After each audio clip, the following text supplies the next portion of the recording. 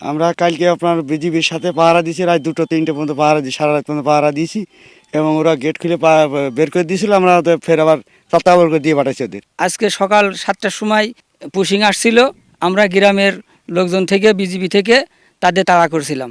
আসলে বেশ কিছুদিন ধরে আমরা খুব বিপদের মধ্যে আছি বলা যায়। এর আগে আমরা সমস্যা ছিল না, কিন্তু এই কিছুদিন যাবৎ হলো যে আসলে আমাদের ঘুম খাওয়া বন্ধ। তার মানে বেশিরভাগ সময়ই যে পুশিং আতঙ্ক চলছে, বিএসএফরা তারা অবৈধভাবে মানুষ ঢোকানোর চেষ্টা করছে, যার কারণে বিজিবি তো কষ্ট করছে, পাশাপাশি আমাদেরও রাত জেগে জেগে পাহারা দিতে হচ্ছে, তাদেরকে তাড়া করছে। এই অবস্থায় আছি, এই জন্যে এর একটা অবশ্যই মানে স্থায়ী সমাধান হওয়া উচিত।